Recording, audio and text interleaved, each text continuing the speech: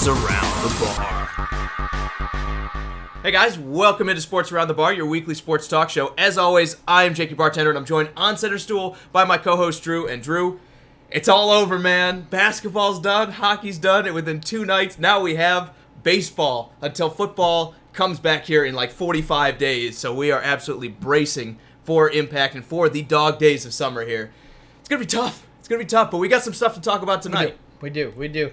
Nate is already commenting. He already has controversy here. He's saying, why would the Warriors dynasty be over? Just because they lost one championship? No, man, that is not the reason why. We'll talk about that.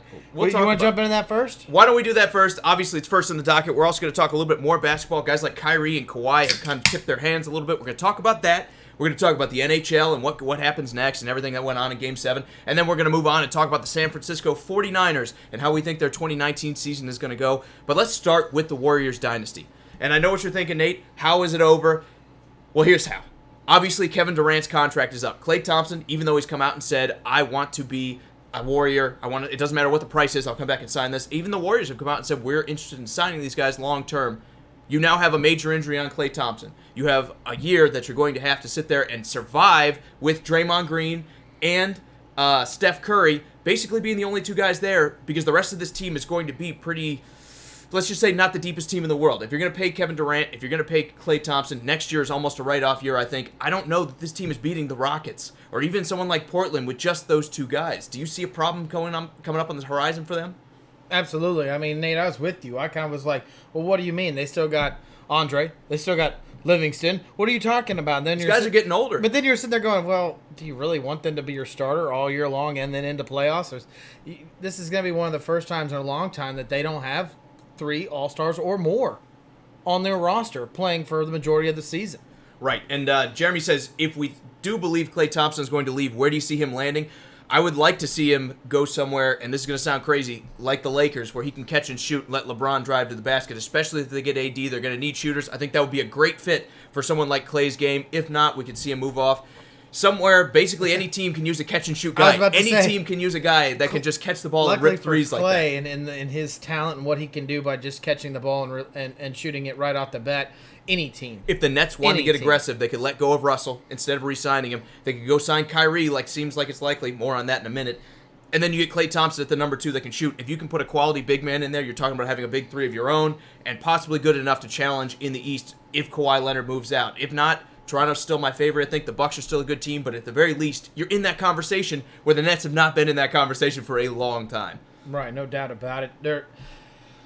It definitely makes the Warriors have to really think about what they're going to do. That's a lot of money to be spent where you're not going to see 2 of your best players out on the court at all for the next season. I mean, you might see Klay, but it's going to be a lot later. They said February is their hopeful date for that he comes back, and that's if rehab goes well. And props to him. I mean, how tough is a guy that tears his ACL and says, I want to go back out there and play Game 6? And he even asked, look, even after they knew he was torn, he's like, I want to play Game 7, even on a torn ACL. The guy is amazingly tough, especially, and I got to give credit to KD. It seems like this Warriors team has been more motivated than we've kind of alluded to here coming up. Everyone's thing was the Warriors aren't trying very hard. Well, when they get hurt, these guys were sitting there trying to battle through injuries. Maybe they should have even taken it a little bit easier, and they might have had a better chance of coming back next year instead.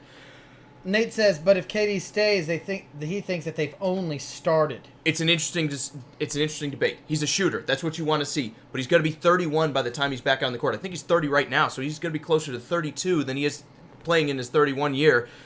All of a sudden, you're talking about a guy that's aging as a superstar that you've tied up a lot of money in. Where does the decline begin? Because when you're paying all these superstars, if they're not playing like superstars, well, we kind of saw. If you have a little bit of that production dip, you're going to get beat by some of these other teams. Even teams like Houston can beat them in the Western Conference if they're not playing at the top of their game. Yeah, and I want to get right back to that here, but I want to do another comment because Devin likes your thoughts of Klay being a great addition to L.A. Like we said, I think he would fit any kind of team in the NBA because exactly. There are 30 teams that would be better with Klay Thompson on them. To do it. And I think you brought up a great point about Kevin Durant is he is getting older. The end of the career is closer to the end than it is at the beginning. And when you're looking at a guy that's almost 7 foot tall, so skinny like he is and lengthy like he is, these injuries are going to start developing on his body and start to actually bring him down a little bit. So he is going to change his game a little bit. He is a shooter, so there's not a lot of driving as much as he did when he was a lot younger. But this is an issue because if it was a calf injury and it was not Achilles injury, that means 2 injuries happened in a row, in a sense, in a long season. And if he's going to play for the Warriors, postseason is what they rely on these superstars to be active and healthy. And if he can't stay healthy, that is an issue. And the real question here is how well does he spring back from a major injury like that this late in his career? We've seen guys kind of trail off with injuries and everything. Not everybody's LeBron James that can just power through and play 18 seasons and only have 1 year where he's actually hurt. These things kind of take their toll on players. I think with the way KD kind of creates separation, he needs some of his athleticism to do that. Unless he changes his game up a little bit, becomes more of a catch-and-shoot guy, we could see his game start to decline a little bit, kind of like some of these other superstars in the NBA. Look at Chris Paul. He's relied on his athleticism a little bit too. We're starting to see his game take a step back, and that's kind of holding Houston back. The question is, how long do you want to marry yourself in a long-term deal to a guy who's starting to regress? Do I think the Warriors should still gamble on it? Yeah, I think they should re-sign KD if they have the chance. They already said they want to offer him the max. I don't know that KD's going to take it. He may sit there and want to move on to another team. That's a bit of a gamble in itself. Do you want to go and sign somebody who's going to miss next year and then is going to have more than likely an option to opt out of his contract after the first 2? You're going to get 1 year with Kevin Durant before he might decide, I don't want to be with this team. Are you willing to bet your franchise and your playoff window on that? If you're not there, then yes. But if you're close, I would really think about it before I gave money to Kevin Durant this offseason if I'm not the Golden State.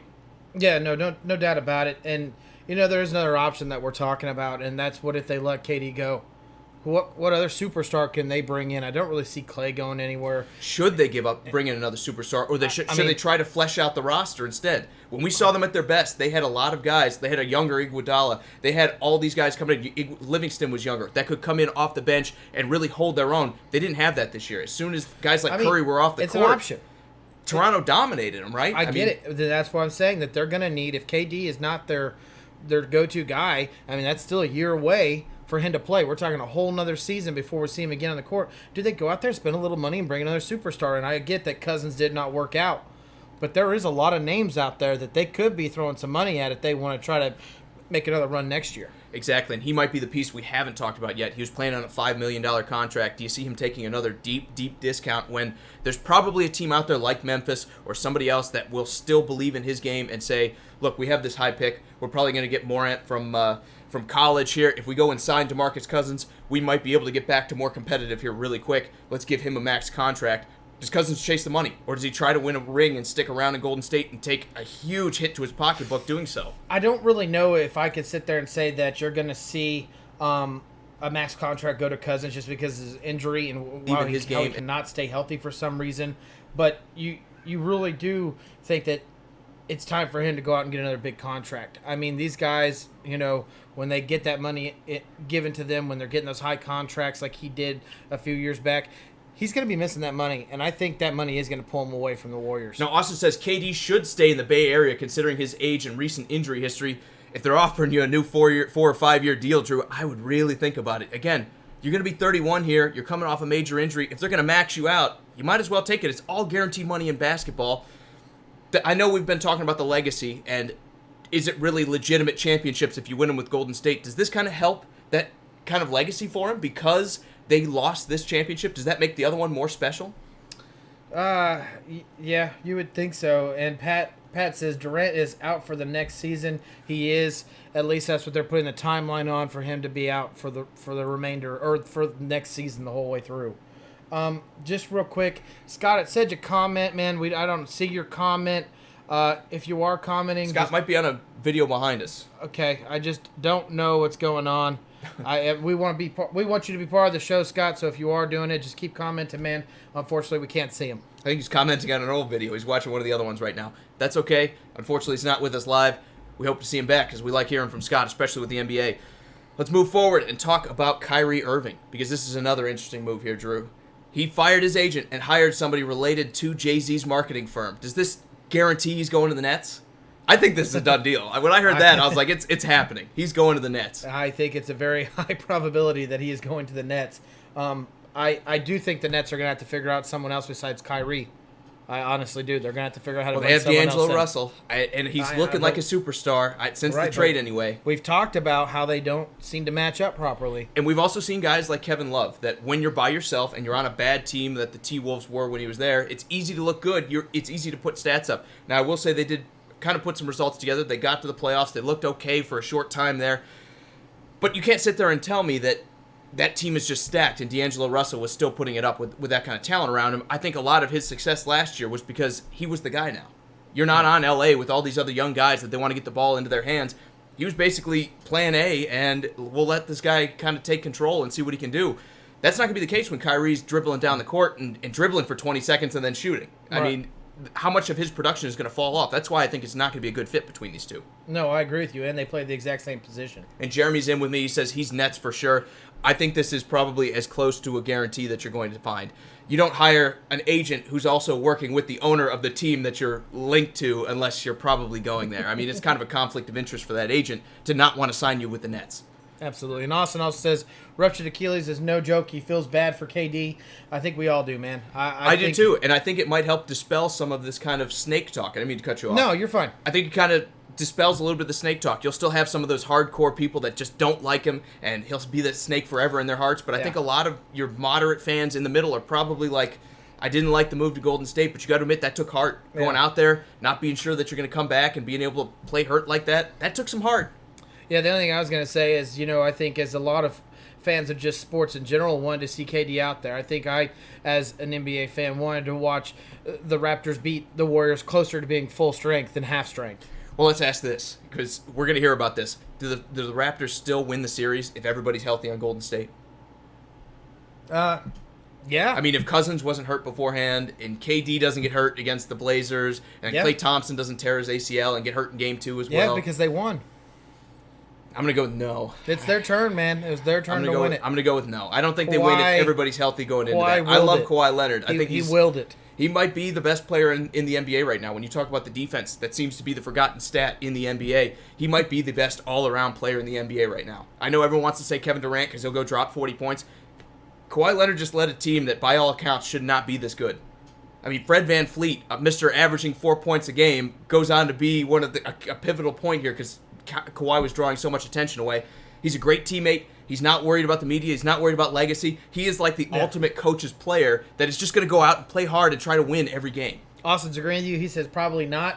I'm going to sit there and say when it's your destiny to win a game, that's it. And I think that they were destined to win this series. And 4 points? Dude, I'm this last one was what? I'm telling you. Not even. It was 4 points, I think. You play up to your competition. I don't see it. I mean, I think the Raptors took advantage of the situation, and Golden State has done that in the past. LeBron's had teams that were hurt. Last year, going into it, the Rockets losing Chris Paul, they've taken advantage of times with injury too. Should not really play into it, but when you're talking about this significant of an injury on a team that's betting on being shallow, I got to look at it and say, I know it's their they fault. lost game to the Clippers. You're going to sit there and tell me the Two of Clippers? them, right? Yeah. I said games. If I didn't, I meant to say games. You're going to sit there and tell me the Clippers are better or equal to the Raptors? No. Were they playing as hard as they were in the finals? Because you could tell they were playing hard. They should be. They weren't. And Devin's kind of with me. He says both rosters healthy. Warriors would have pulled out the win. I kind of agree with you, man. I think this does come down to injury, but it doesn't cheapen it because, again, to me, there's no coulda, woulda, shoulda. It's just what it is. Part of this is on Golden State for saying our team can be this thin and we'll just rely on all these superstars. Maybe this is kind of a learning moment for NBA teams, and we see a bit of a trend change saying, we can't just go stack the team up with 4 or 5 guys. I need depth behind them. I need a Siakam. I need a guy like VanVleet who can come in and have a good series. They didn't have those guys. They didn't have the Marc Gasols. Everybody was hurt on the top end, and then there was nobody to fill in. That cost them at the end. Right. Austin said he's biased as a Blazers fan, so seeing the Golden State lose was nice, but he'd rather see them at full strength than the injuries. Because then there's no excuse. I'm right there with you. Yep. I'm going to sit there and just go off of it was destiny. It was supposed to happen. This was the Raptors' year, and I get it. Full strength, the Warriors have been difficult, but you play up to your competition. Let's round out basketball by talking about this. Does Kawhi Leonard leave now? They just won. They didn't just win. They won in dominant fashion over the odds-on favorite. For the past 4 or 5 years, the Warriors have been the Vegas favorite to win the finals, and you beat them. You didn't just beat them. You beat them in 6. Drew, that's an achievement. Yeah. Can the Raptors talk him into staying now? Well, I'm not going to go back on my word. I said everything short of a national championship, Kawhi will leave. And now he has one. I think he's there for the long haul. I don't think there's any way you can leave, right? If I'm his agent, I'm like, come on, man. You're going to get a big contract here. They're going to pay you out. Why opt out? Maybe opt out of the contract and go renew it with Toronto, but don't sit there and leave after you just won everything. You know this team can do it. You're only going to get better, I feel, because they've got guys like Siakam and Van Fleet who seem to be like they're developing talent. I know you're not going to have Marc Gasol forever, but that's okay. You can replace a big man in today's NBA and not be too hurt by it. Yeah. I think this team is only going to get better. There's no reason in my mind that he should leave, short of him saying, I'm that good, I can go join any team and turn them into contenders. And he is that good. Yeah. If you went to the Clippers right now, the way they play defense, they already won 2 games against the Warriors. Can they win 4? It's a good Maybe. possibility. Just Yeah. with him. I think so. One last comment for basketball. Pat says, does Golden State go back to the finals next year? Just Draymond, probably no Cousins, probably no Clay, probably no Durant, and you'll have Curry as well, obviously. You can't forget about Curry, but this is going to be a thin roster. They're going to give a lot of money, I think, to Klay Thompson for him to stay. I still think Durant's going to leave. He's already said signing that $35 million option he has this year instead of going for a new contract is like a last resort for him. I think Durant's still going to leave and fleece a team to take him injured. Not fleece him, but definitely make them take a lot of risk bringing him on. To the finals? No, I can't say finals. Houston's better than that. I'm not going to say Portland, but Houston is better than them, and that might be the Chris Paul trade finally paying off for Houston. You just had to wait for Golden State to fall apart, and that's where they're going to be next year. I think Golden State is going to be the 2, 3, 4 seed going in the West, and then probably not good enough. I wouldn't even put it past the Nuggets with another year's worth of experience under their belt, knocking out a team like Golden State. Could you see it? Yeah, no, I'm right there with you. They're going to be spending a lot of money on players that aren't going to be playing.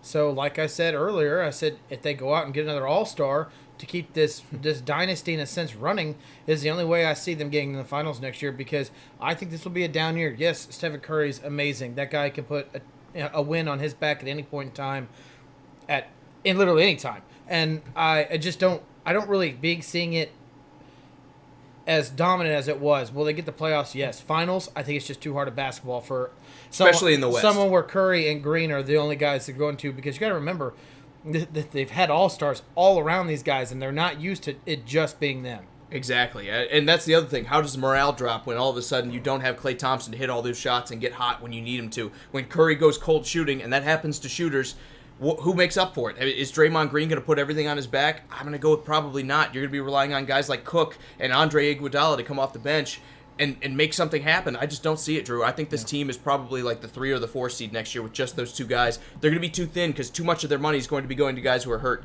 There's no way they make the finals with just those 2 guys. I'm out on that. Also, Yep. Jeremy is flip-flopping on me a little bit. He says he'll leave, talking about Kevin Durant, because talking about Kawhi Leonard, because his family wants to live in LA. And then he said, no, he'll stay, but he won't be surprised if he leaves. It's a tough call, man. It is. He's a California guy. He wants to move out there. But the thing is, when you got that much money, just go buy a house. The family can live out there. They can fly back and forth, right? Yeah. You got more money than you'll ever know what to do with? I wish. Well, he does. Oh, that's what you're talking about. I don't know that that's going to come into it. I think he's going to want to win more. He seems like a guy that all that matters is winning. He doesn't seem to care about the media attention. He doesn't care. I mean, the guy has a New Balance contract, right, with shoes. Yeah. He's not worried about the money. He's not worried about anything else. He wants to go out and win basketball games. Are you going to leave to go try to team build out there in L.A., even if it's the Clippers? I like the Clippers. I think they play really good defense, but I think they need some more scorers if they're going to be a dangerous team that's going to be able to make a push in the West. Do you want to leave and try to rebuild again? And talk about a punch in the gut to Toronto. Because that's exactly what he's going to have to do. Because he's not going to a team like the Raptors were, where they were already in the East, Conference championship games. They were in there multiple years in a row. He just replaced one player and was a better player. Now he's going to a team that isn't like that, and it would be a very big turnaround for him to get back to the finals. I totally agree. All right, Drew, let's move on, man. Let's talk about it a little bit going into hockey here. Let's just wrap everything up. Obviously, the Blues won Game 7. You called it. You said Blues in 7 from the rip. I said Boston in 7. I was wrong. I bet against Titletown, or I bet on Titletown, and it finally came up short for me. They don't get a parade. I guess not. They only win 2 national championships, or 2 championships this year. instead of 3, 4, 5. My heart's just breaking for Boston, man. It must be tough to be those fans. Terrible. Big win for the Blues. It Obviously, is. their first one in franchise history. They've been waiting more than 50 years to get it done. Binnington looks like a stud out there. He looks like a team leader. Are the Blues going to be back next year? I think they'll be in the playoffs. Do I see a run like this? I don't know. There's too many great teams in the NHL right now who have every right to be in the championship, hosting or hoisting the Stanley Cup right now. I mean, talk about like Tampa Bay or any of them, Capitals, Penguins, Predators, any of these teams, the Avalanche, they all are good teams that are all coming back. It takes a lot to repeat in the NHL. That's why I think it's such a great sport to watch. It's such a physically demanding sport that it's almost impossible to go that deep into a season where you're playing an extra month and a half or 2 months more than some of these other teams that were knocked out either early in the playoffs or didn't make it, and then you have to go and play that much shorter of an off season. These guys are going to be worn down going into it. I think they're going to come up. I think you're right. I think a playoff appearance is probably good. They'll probably be a round 2 team. They'll probably bounce out. Boston's going to come suffer from the same kind of hangover. Yeah. It's just one of those things that in hockey you can't really rely on bouncing back to back too much. Right, no doubt about it. More than some of these other teams that were knocked out either early in the playoffs. Like I say again, it's a sport to watch. If you don't really like dynasties, rarely they're not really out there. There are some. Don't get me wrong, guys. Like Detroit Red Wings had a great run in the '90s, and you'll see like the Blackhawks, go one and then one off because it took them so much. They took so much damage from the year before, and then win one, and then lose one, and then win one. So, but you're right though. The season is long. I look at it as, you know, we're both Predators fans, and we watched them get so close 2 years in a row. It just kind of wore that team down. Yep. They wore their veterans down to retire early, like Mike Fisher. Even though it's not early, but he kind of flip flopped. He retired and then came back. I mean, it does take a lot out of these players. I totally agree, man. Next year's NHL will be an interesting one, but hockey is always interesting because so much of it is so close, and so many of these teams are always in the running. That's what I like about hockey. There's so much parity, you never know who it's going to be. You never know who to bet on. So props to you for calling that perfect. I did. Let me see your crystal ball next time I got to make a bet. Well, we'll move on. We'll talk about the 49ers and their 2019 season. I know everybody's itching to talk about football. We're going to get into that. Why don't we talk about what they did last year, Drew? Because honestly, this team has been the perennial letdown for us. We keep gambling on them, and they keep coming up short. They keep coming up short, and part of it's on injury, but they just can't seem to put together a full season with everybody healthy. What did we have them at 10 wins last year? That's what I think we had 9. 9 wins? Yeah. We fully believed in Jimmy G. I did. I was definitely a huge hype on that guy. Thought, you know, he could make a full season, and turn a team around like the 49ers around. But we also didn't see this defense doing what they did last year. They were one of the worst defenses, the worst in differential turnovers. Only 2 interceptions all year long. How do you do that? Well, you can't just put it on the defense because the offense is turning the ball over and then the defense isn't getting it back for you. I mean, to put it in perspective for you, this was the 13th ranked defense when it comes to yardage. But when it comes to scoring, they were ranked 28, which means the offense was giving them short fields. Teams were not going very far, and they were punching it right in. Same thing on the offensive side of the ball. You look at it, they were the 16th rated offense in yardage, and then you flip around and look at scoring, they were 21st. It's a team that cannot finish. Right. Part of that's missing your starting quarterback. Mm-hmm. Part of that also is everybody on defense is not able to keep anyone out of the end zone. No, there's an issue on defense, and I don't mean to put it all on them. There's an issue with the whole entire team in general, and that's the reason why they ended 4-12. But I just want to highlight the fact that the defense can't get the ball back. If your offense is turning the ball over, it takes a good defense to go out there and make teams go 3 and out, or to turn the ball over. And when you have 2 interceptions in 16 games, you have an issue with your defensive squad in the background. And I know a lot of them are going to point fingers at their pass rush. It was definitely a lot down. They only had 1 double-digit sacker in DeForest Buckner, who got 12. After that, I think the closest one was 5. And then after that, it kind of fell off even more. But they got 37 total. They tied for the 22nd most, which is not good.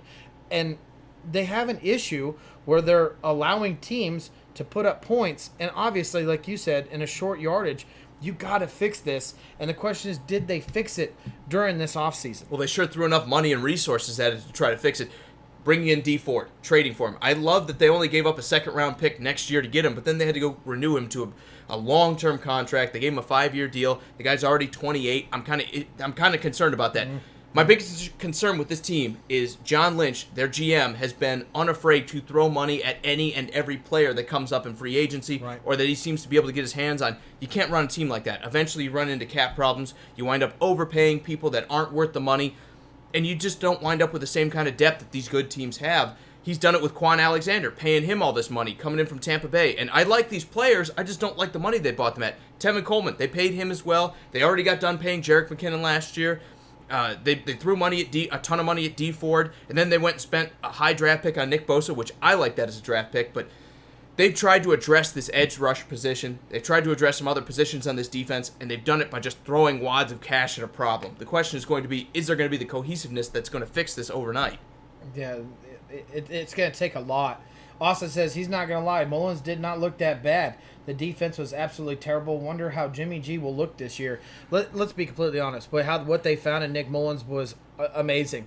But the question is, and I know you like to bring this up over and over, is it Kyle Shanahan's system? It is. When you've got guys like C.J. Beathard and Nick Mullins coming off the street. That's what I was going to say. Yeah. Beathard looked just as good.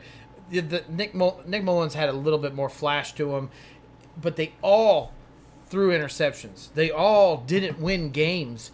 So, and that's even including Jimmy G. There has to be some kind of change, and it has to start somewhere in this roster. And like you brought up, the defensive line, everywhere from the defensive end to left, all the way to right, is all number one draft picks. They got to figure out how to fix this team, because our hopes were, well, mine, I guess, really, I thought Jimmy G could turn this around. He came in with this composure of being just leader in the locker room and in the huddle, and I bought the hype. But now he couldn't stay healthy off of honestly, a really sad decision to make, to try to push for 2 yards in the middle of the field when it wasn't overtime or anything like that. He made a terrible decision. It's going to need to be somebody else besides Jimmy G now to make this team turn around. Totally agree. Good to see you, Brian. And Devin says he's also curious to see how Jimmy G will do. Look, this will be the third year with a major injury coming in for the 49ers. If you have another major injury, is it time to move on from Jimmy G? We'll talk about that before we go into the schedule. Because beyond Nick Bosa, the draft was pretty underwhelming too. Yeah. They brought in Deebo Samuel, and they reached on him. Even though I like Deebo as a player, there were better receivers on the board here at this point. And then they brought in Jalen Hurd, perennial disappointment from Tennessee, the guy who can never seem to get it done. This is like the total John Lynch draft, where he's drafting guys with good names in college, but are they probably going to translate? Not better. I don't think they're any better than guys that were still on the board for them. So I think they came up a little bit short there in the draft. Jeremy says they have thrown high draft picks at that line with potential. Buckner, he sees potential with Buckner and in Bosa. I like Joey Bosa. I think he's going to be definitely a guy that can help turn things around. I think D Ford playing across from him will look pretty good too. I like DeForest Buckner. Guys like Eric Armstead can also make an impact. Solomon Thomas, we're forgetting about him because he had a down year last year, but I still think he can make an impact. They have names on this defensive line, but a defense isn't just a defensive line. That's the Kansas City Chiefs, right? Yeah, no doubt. You need everybody behind them to step up too. Yeah. I like what they've done. Build from the line first, but this is about more than just the line too. Yeah, and I'll say what I've said all along is I think they messed up and they should have took Quentin Williams. I think they should have focused on that center part of their defensive line, especially bringing in D Ford and having Buckner have a season like he did with 12 sacks. I think that they focused a little bit wrong, but I get what they're doing. They realize their secondary is a little bit older. They brought in Jason Ferret from the Chargers, who has played well when he's healthy, but they got two aging corners. So really, these guys are going to get beat on this edge. So they need to be able to get to the quarterback quickly to allow these guys to make turnovers happen. I totally agree. I think at the very least, the pass rush will be in a better spot next year than it was last year. The question is going to be, is it going to be good enough for these other veterans like Richard Sherman, like Jason Verrett, if he stays healthy, to make an impact and be able to turn this passing game around for them? If they can take that away, I think they'll be fine against the run. I mean, you look at all these big defensive tackles they have, they're going to be solid up the middle. Yeah. Quan Alexander's going to support at linebacker as well. Maybe we're going to see a defense turn around in 2019, even if Jimmy G gets hurt again. Yeah. Austin says it's going to be a make-or-break year for the front office, he believes. I'm right there with you, man. I think if this team does, again, 4-12 or less, you're going to be looking at a lot of people losing their jobs. Yeah, and here's hoping that fire Kyle Shanahan and the Titans hire him as their head coach. I'd love to see that. I think any team that winds up with Shanahan. Well, no, then he won't stay. Give him the head coaching spot. We're not gambling here, Drew. I think this team has a lot to prove here. Everyone's been saying if they can stay healthy, if Jimmy G plays a full year, they can do something. It's time to put up or shut up, right? I'm tired of talking about the same thing every year in and year out with the 49ers. Right, but the problem is they did go off and pay Jerry McKinnon last year, and he did not play a single down for him. They paid him as one of the highest paid running backs in the NFL. They didn't have him one down. They relied on Matt Breida, who stepped in pretty nicely, but I don't think Breida is better than McKinnon. I honestly don't. I know we haven't saw enough of McKinnon just yet, but I can't sit there and say that Breida is going to be your featured back in an offense. He's a great second option, but not the first option. Absolutely. Obviously, they didn't believe him because they also brought in Tevin Coleman, so it's going to be that 1-2 punch, and then Breida's going to find third, fourth down options maybe. And we're going to start into the schedule here, but before we do, Josh says we made a good point because just because a player is good or even great in college does not mean he'll translate to the pros. His case in point is Tim Tebow. Look, I like Deebo Samuel. I think he can be a decent slot receiver, but when you've got guys like DK Metcalf still on the board, some other receivers like Harmon that went all the way down into the fourth round, and you're taking Deebo Samuel, you're just doing something wrong. I mean, there are other guys that can sit there and make an impact right away on this offense that I don't think Deebo Samuel is going to be able to do. He's not a game breaker. He's a good player, maybe even a very good slot player. You're going to get like a Randall Cobb out of him at his height at best. And I'm not saying they did focus on the receiving core. They did, and they were like they need to take an. I don't like the Jalen Hurd pick, but I think even though he's from around here, I think when they look at their receiving core and they have George Kittle, which is honestly one of the best tight ends, and he had a great breakout season. He's going to have another one this year because he is the number one receiving threat. But you look at Marquise Goodwin, you look at what Kendrick Bourne could do, and you also see what Dante Pettis could do.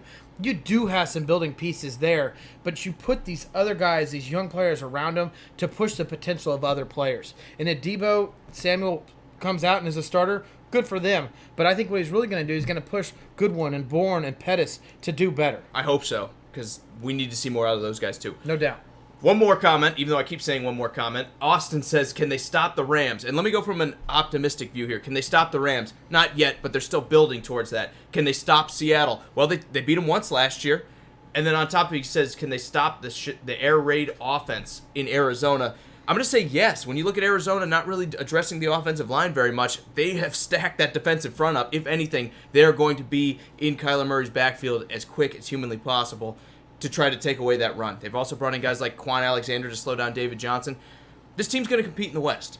It may not win, but they're going to compete. I think each and every one of these games, except maybe the Rams, are going to at least be competitive.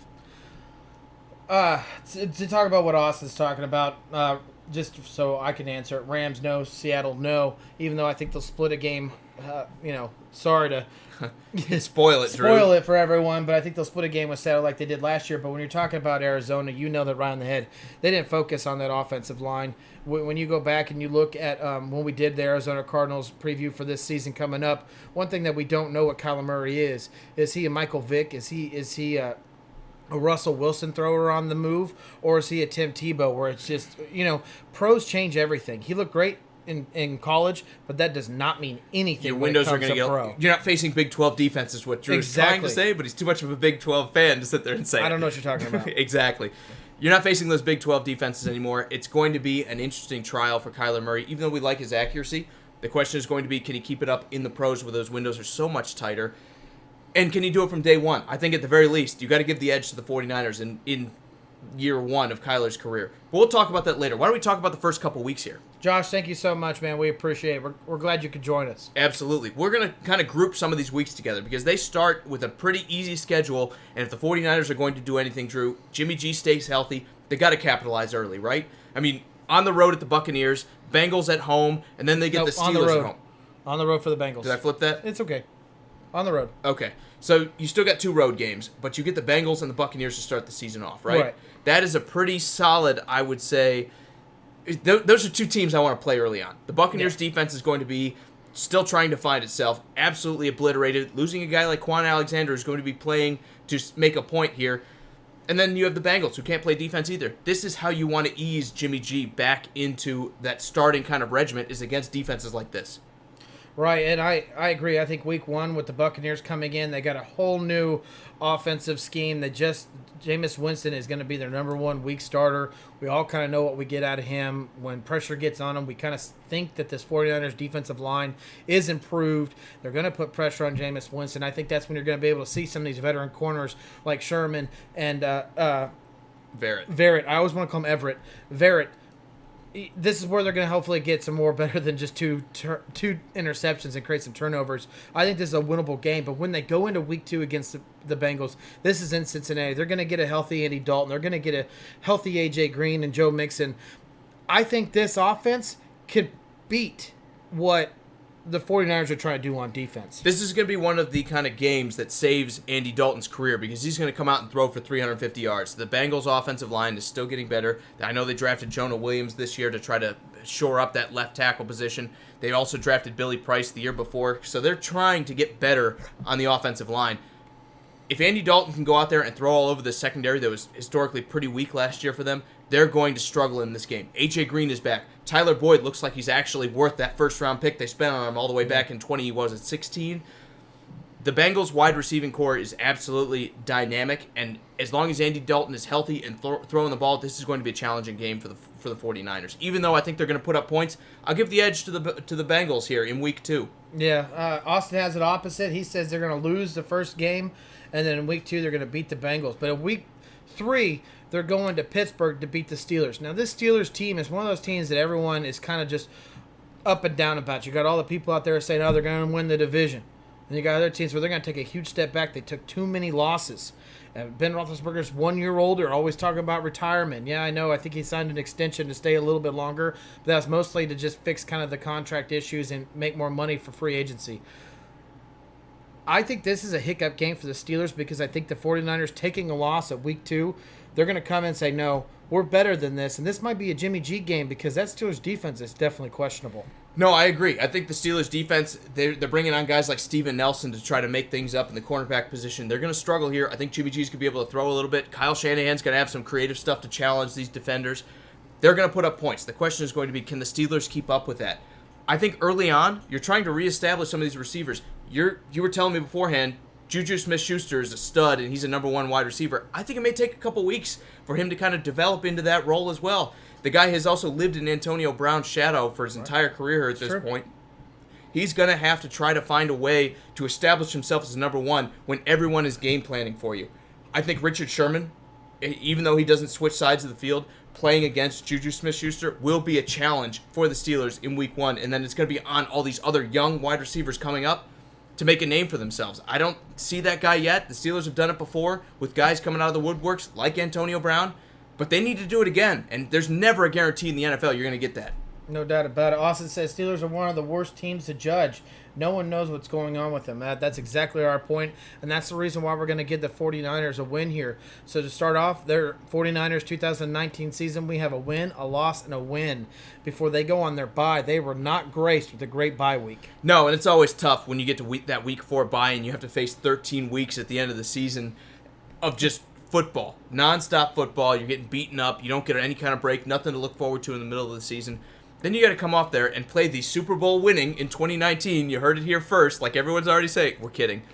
Browns, the Rams on the road, the Redskins on the road, and then the Carolina Panthers, Drew. Those are some physical, tough defenses there at the back end of that. And then you've got some offenses that are going to explode in the early half. This is going to be a challenge. Even with Jimmy G, these teams are absolutely formidable. Every one of these games, I think the 49ers comes into it as the underdog. Absolutely. Hey, Josh, man, we're going to go ahead and answer your comment here, but let me read it off first. It's a little off topic, but we'll do it anyways. Since you're talking about linemen around the quarterback, how about the Colts?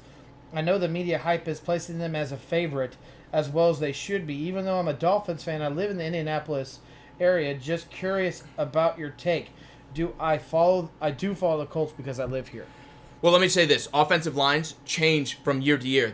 Look at the Cowboys. Look at the Titans. There have been a lot of lines that can give you 1 year of great, absolute success, and then the next year, they're just not quite the same. We saw the Colts come alive, especially from week 5 on, where they went, 10 weeks without giving up a sack on Andrew Luck, or 8 weeks without giving up a sack.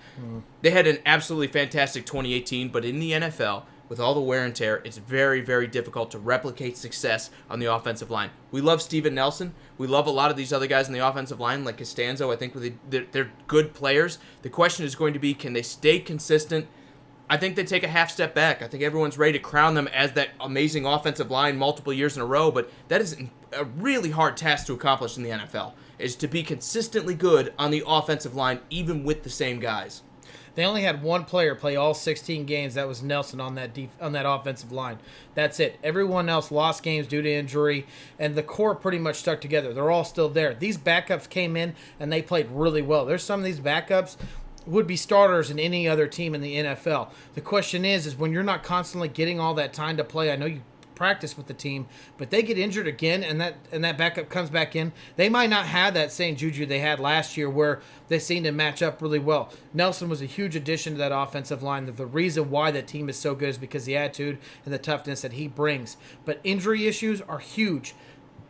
I think after him, I think the most games played off a starting offensive lineman was 12 games. Don't quote me on that. That's an issue. So if these guys can't stay healthy, you're going to have a big problem because they obviously showed that already.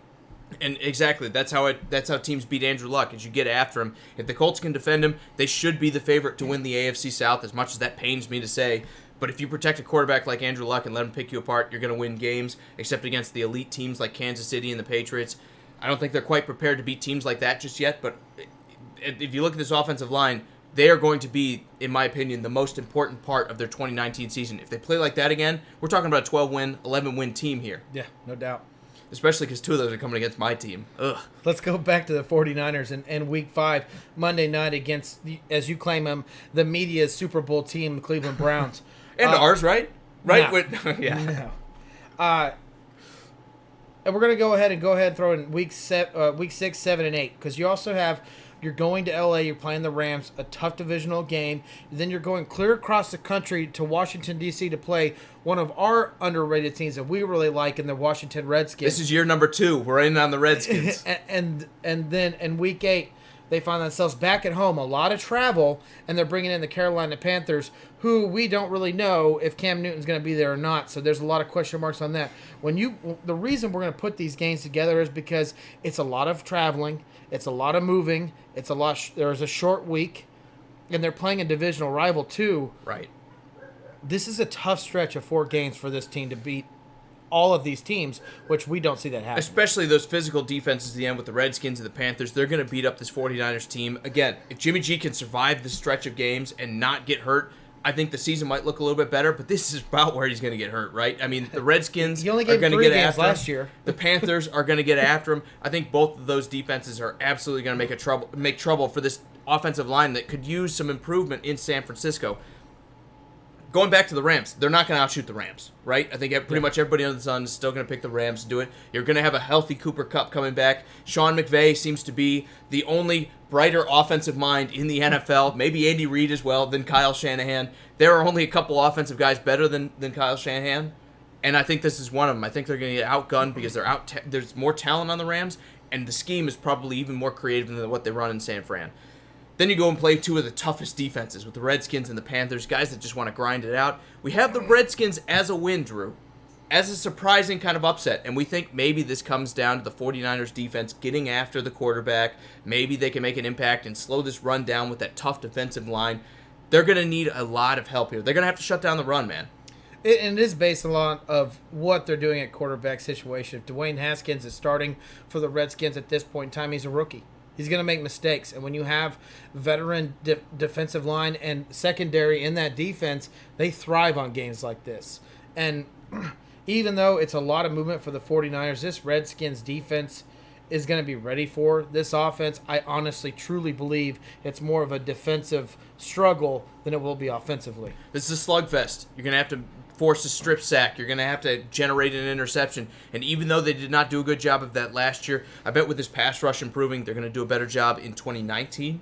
I would expect the 49ers to win at least one of these games and kind of upset somebody here in the mix. We have them losing to the Panthers. Who knows if Cam Newton's going to play, but they're talking about changing his throwing motion, taking a little bit of pressure off of that shoulder that's injured. The question to me is, are they going to be able to beat two running and tough defenses in a row like this? I don't think the offense has the legs for it. They're going to lose one of these two, and we're just rolling the dice saying it's going to be the Redskins. This is 4 teams that want to run the rock, and then at the very end of Week 8, at this stretch, they get one of the fastest running backs in the NFL, and Christian McCaffrey. And not only is he fast, he's dynamic. He can come out of the backfield and catch passes too. He is going to find a 49ers defense that's just tired and worn out because all they've seen is big backs run at them week in and week out. Absolutely. Let's move on and talk about the next set of games where we have on the road at the Cardinals, then at home against the Seahawks, and at home against the Cardinals. You're going to get the division matchups here. If you're going to have any kind of push for the playoffs, you need to dominate this kind of setup. We see them winning 2 out of 3. You do have a short week here. The Cardinals and the 49ers play on Thursday, and then turn around Monday night they play the Seahawks. This is a little bit of a stretch for the 49ers, but I think at this point in time, traveling in short weeks have kind of got the best. They kind of starting to narrow down what it is. This schedule was not favored to them at all. The Thursday night game against the Cardinals, we have it down as a loss. And the reason we do is because we think at some point in time, Kyler Murray and that high-flying offense that Austin was talking about is going to start clicking. And this might be a game where it can flourish against a weak 49ers defense. Absolutely. And the Cardinals are one of those teams that nobody knows what to expect from them. They have a new offense coming in. Yes, you've got 8 weeks worth of tape on them more than likely because you haven't seen them to this point as the 49ers. But you're probably not beating division rival twice. The Cardinals are going to be much improved than what they were in 2018. Even though that offensive line needs a ton of help, they still address the weapons. They have more weapons for Kyler Murray to throw the ball to. David Johnson's got another year removed from his horrendous wrist injury. Hopefully he'll be a little bit better for them as well. And then the defense is going to be much improved as well. They got better on the edge, bringing in guys like Terrell Suggs. I think the Cardinals are going to give enough resistance to steal one of these games. My money's on the short week when they're at home and they get to play in front of their own crowd. They're probably going to beat them there and then lose the Week 11 matchup 2 weeks after that. And then the Seahawks. Let's talk about the Seahawks. I don't want to neglect this one. This is going to be an interesting game. At home, I don't think they're going to beat them all the way up there in Seattle with the 12th man in front of them. But at home, they split with them last year, Drew. This is another one of those divisional matchups that always get chippy. We're willing to bet that the Seahawks, taking a step backwards from last year, probably drop one of these games, right? Yeah, I would think so as well. That's what it's kind of like a sneak preview when I said that, is they just played a Thursday night game against the Cardinals and lost it. You know, this was in front of all the USA. Everyone watches football on Prime TV, and then it goes to Monday night, and they're getting another chance to redeem themselves, and they're going against a team that's a lot better than they are on paper. They got a team that is divisional rival, and they're used to beating this team at least once a year.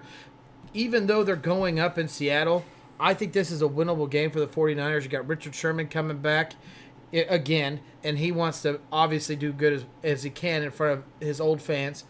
If Jimmy G is healthy, this could become a shootout.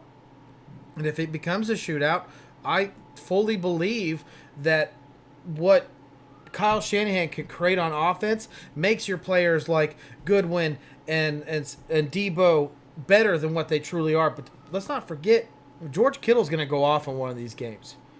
Even though they have one of the best linebackers, if not the best linebacker, in Bobby Wagner, he can't keep up with George Kittle. There's not many linebackers that can. Now, Austin wants to know how they're stepping back. They traded offensive linemen with the Cardinals, losing a guy like Sweezy to the Cardinals as well at guard. So they're going to be, I believe, a little bit worse than offensive line. And if you remember, not too long ago, the Seahawks couldn't put an offensive line in front of Russell Wilson to protect him. I think they're losing a pretty good guard there. On top of it, Doug Baldwin is for sure gone. Earl Thomas is for sure gone, and even though both of those guys did not play much in 2018, they're still leaders in that locker room. They're guys that you've depended on in the past. It's time for that next kind of group to step forward and say, this is our year, and we need to step up and help Russell Wilson.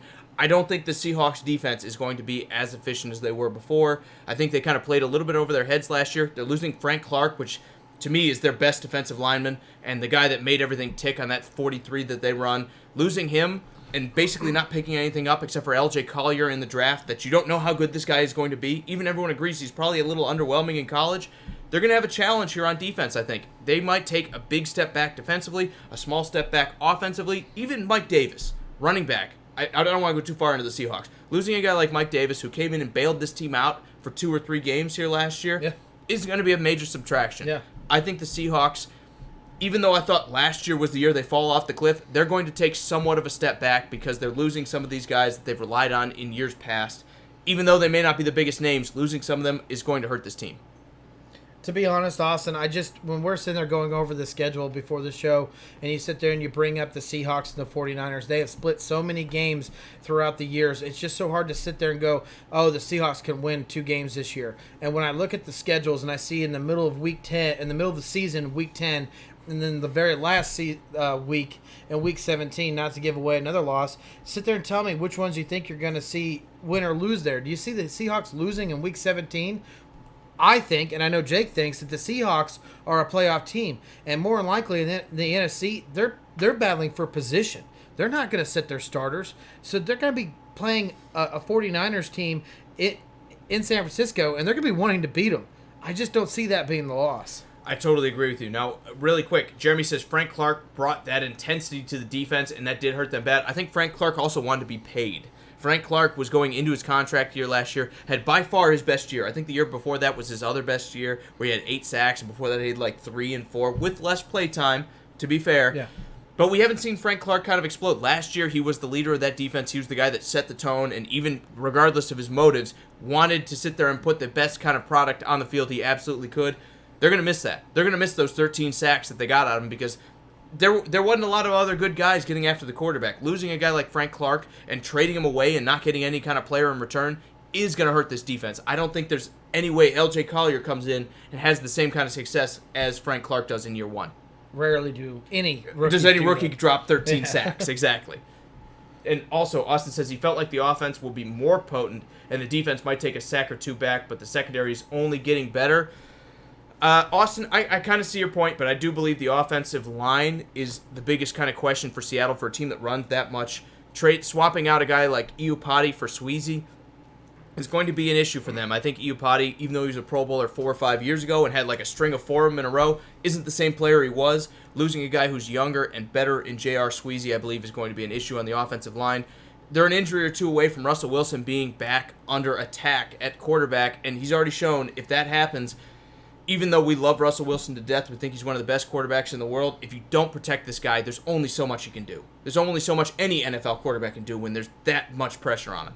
Absolutely. And after the week 9, 10, and 11, we see this team going loss, win, and win. They're going to win at home against the Cardinals. Rarely does a team can beat an NFL team twice in 3 weeks. It's just one of the hardest struggles to do. I don't care if the Cardinals are a worse team than the 49ers. It's just one of the hardest things to do. It's really hard to do. And we just want to keep pounding that in. It's so hard to do. They've seen everything you could do already. And we do have the Seahawks as 10-6. So even though we're saying take a step back, we still think they're going to be successful. I just don't see this team being the same as it was before. We like Russell Wilson, right? Oh, absolutely. That's the best part of this team, hands down. That's my point, what I was getting at, where it's like when you look at this, you know they're going to split games with the 49ers. They seem to do it almost every year. And then you're sitting there looking at which game are they going to lose. You got week 10, you got week 17. Cardinals are playing for something at week 17. The 49ers are not playing. The Seahawks are playing for something week 17. You say Cardinals. I'm sorry. No, I just want to clarify. The Cardinals aren't playing for anything week 17, but the Seahawks are playing for something for week 17. The 49ers are not. Well, let's talk about why. You go into week 12, they've got 5 wins, and they've got 6 games ahead of them, Drew. Then things get rough. They get the Packers at home. They get the Ravens on the road. They get the Saints on the road. They get the Falcons at home, and then they get the Rams at home. Talk about murderer's row, man. I mean, those are 5 really tough games before we even talk about the Seahawks week 17, which you kind of previewed already. This is just one of the worst kind of setups you can have, where you play so many of these teams towards the back end of the schedule. Every one of those squads is going to be looking for wins to get in the playoffs.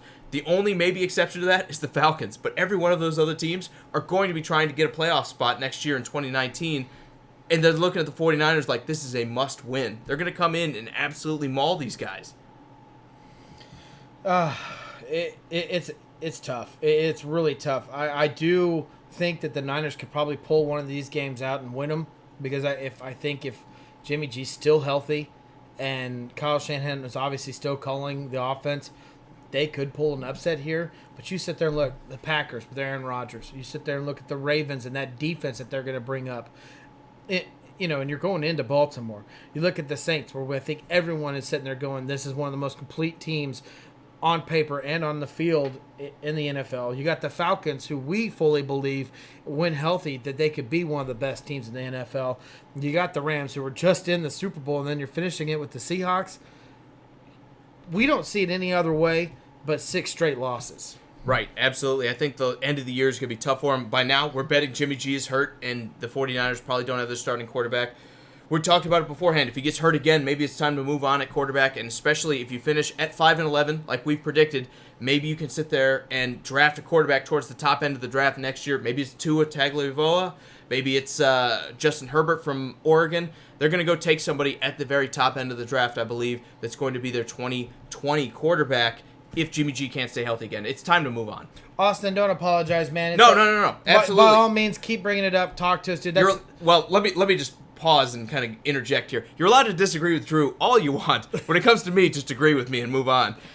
But no, we don't mind you disagreeing, man. It's okay. It's you can sit there and tell me they're going to win 16 games, and you have a point. He's apologizing for bringing him up, and I don't think you should, man. First of all, it's a division rival for the 49ers, so you have every right to talk about it. There's 2 games that they play, and it has everything to do with them, because if the 49ers want to be a playoff team, that means the Seahawks have to suck. And I think we all 3 agree. Or at the very least, the 49ers need to be better than them. Yeah. We all 3 agree, I believe, that that's not the case. We all look at the Seahawks as a playoff contender.